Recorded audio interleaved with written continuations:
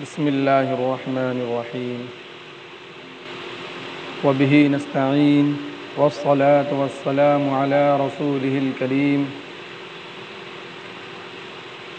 اعوذ باللہ من الشیطان الرجیم بسم اللہ الرحمن الرحیم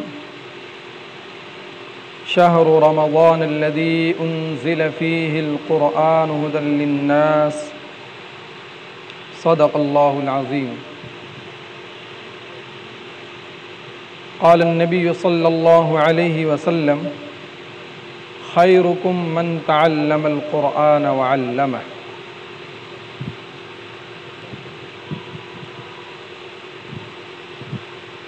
میرے دینی بھائیوں اور پردہ نشین خواتین،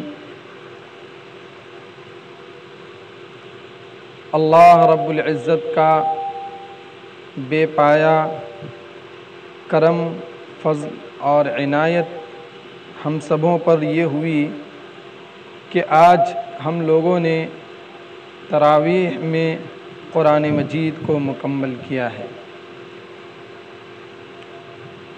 ہم ان تمام لوگوں کو مبارکباد پیش کرتے ہیں جن لوگوں نے شروع سے لے کر آخر تک قرآن مجید کی تلاوت سنی اور تراویح کا اہتمام کیا۔ بالخصوص ہم ان ماؤں اور بہنوں کو مبارکباد پیش اس لیے کرنا چاہتے ہیں کہ انہوں نے اپنے گھریلو ضرورتوں کو، بالخصوص مغرب کے بعد جو کیفیت ہوتی ہے، افطار کے بعد جو بدن میں حرارت ہوتی ہے، اس کے باوجود گھریلو ضرورتوں کو چھوڑ کر تراویح کی وقت کا اہتمام کرتے ہوئے تراویح کی نماز کی پابندی انہوں نے کی ہے۔ اس لیے ہم ان تمام لوگوں کو مبارکباد پیش کرتے ہیں۔ رمضان المبارک کا مہینہ چل رہا ہے اور اس کے 18 روزے مکمل ہو کر آج 19ویں شب میں ہم لوگ شامل ہو چکے ہیں۔ رمضان المبارک کا مہینہ اللہ رب العزت نے جو مسلمانوں کو عطا کیا ہے، اس کا بہت ہی اہم اور خاص مقصد یہ ہے کہ اس مہینے کو ایک طرح سے ٹریننگ کا پیریڈ بنایا گیا ہے۔ یہ ایک تربیت کا مہینہ ہے کہ اس تربیت کے مہینے میں ہم اپنے آپ کو دینی مزاج بنا کر، دین کے اندر ڈھال کر، اسی نہج پر ہم پورے سال پھر اپنی زندگی کو گزاریں۔ اسی لیے دن میں رمضان المبارک کے دن کو روزے رکھتے ہیں اور رات میں تراویح کی نماز پڑھتے ہیں۔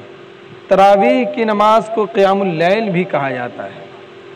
قیام اللیل اسی لیے کہا جاتا ہے کہ رات میں اسے ہم جاگ کر تلاوت کرتے ہیں، اس کے اندر نماز کا اہتمام کرتے ہیں۔ میرے دوستوں اور بزرگوں، رمضان المبارک کا قرآن مجید سے اور قرآن مجید کا رمضان المبارک سے بہت ہی گہرا ربط ہے۔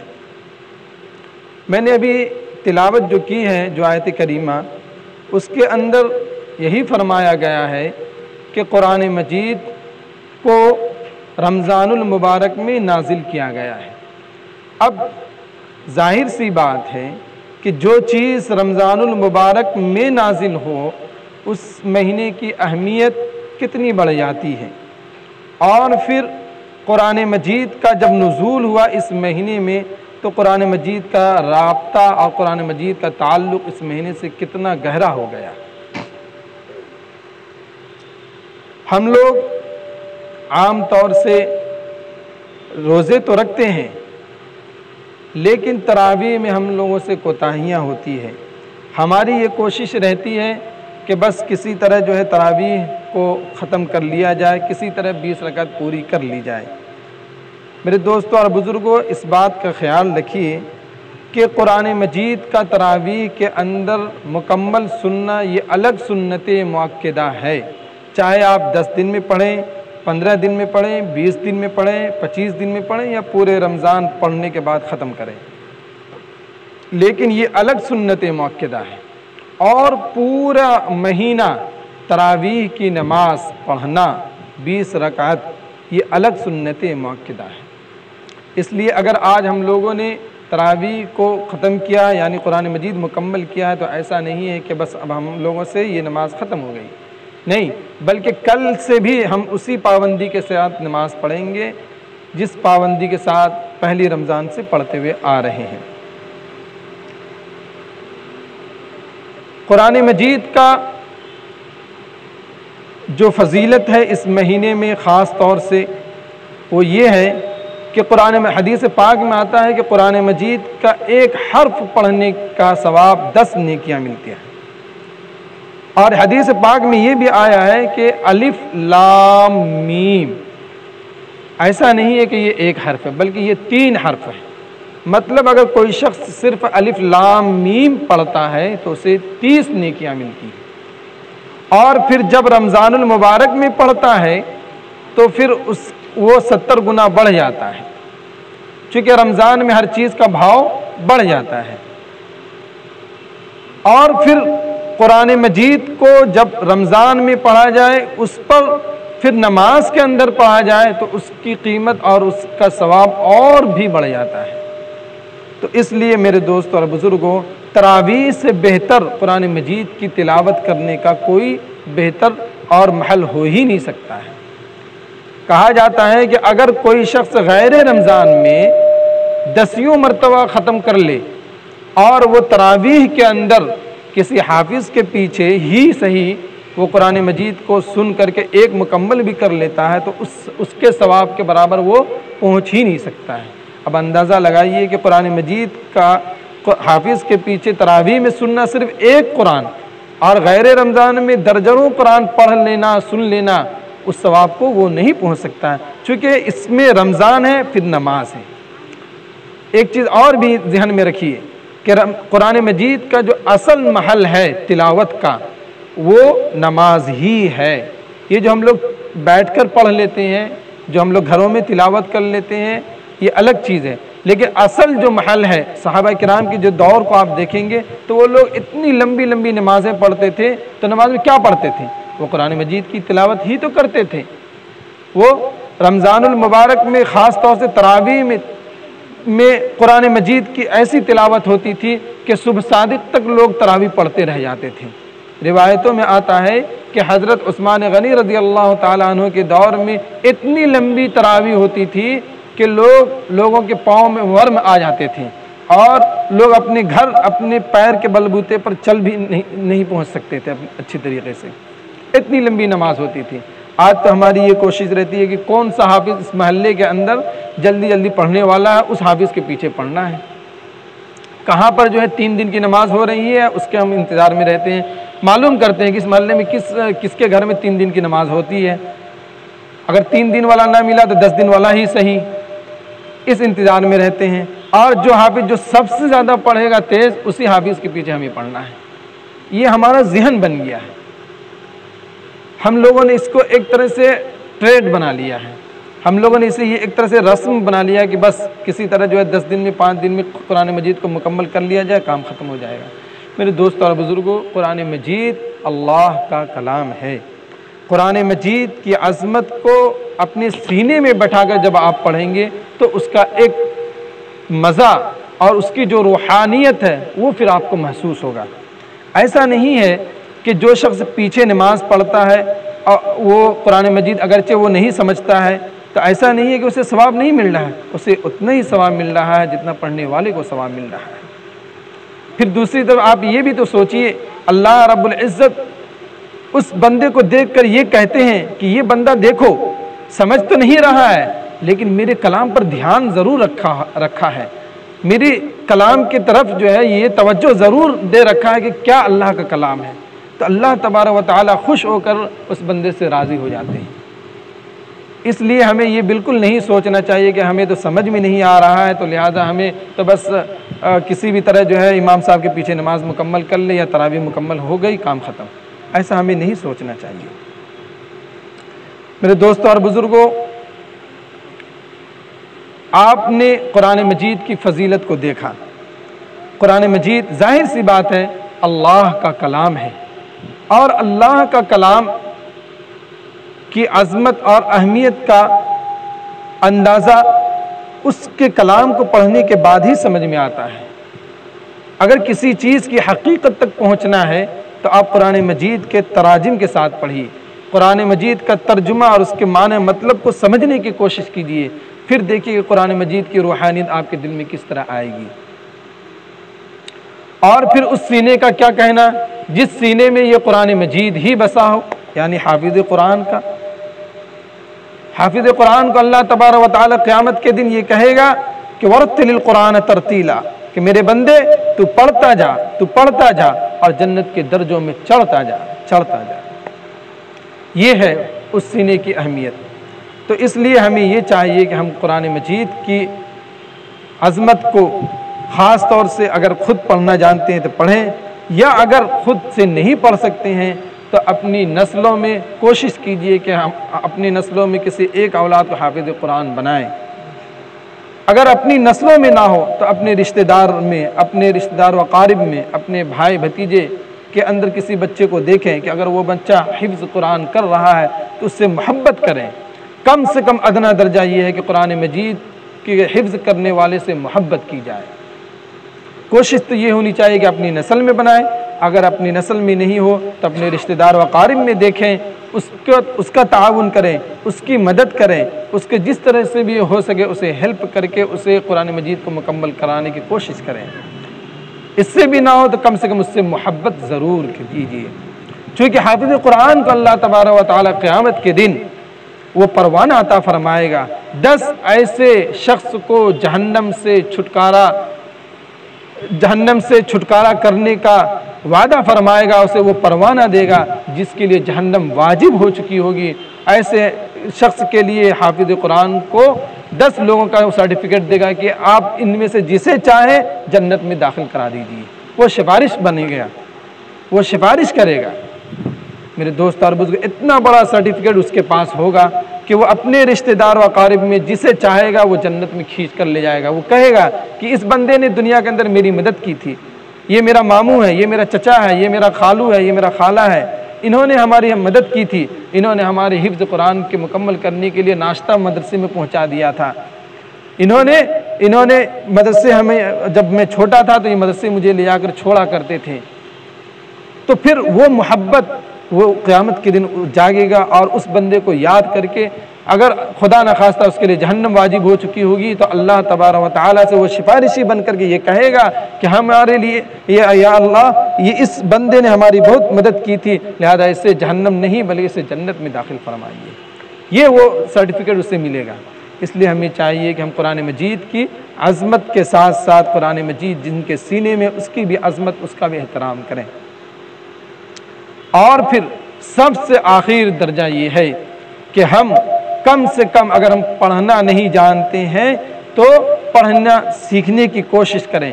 عمر ہو گئی کوئی ایسی بات نہیں ہے.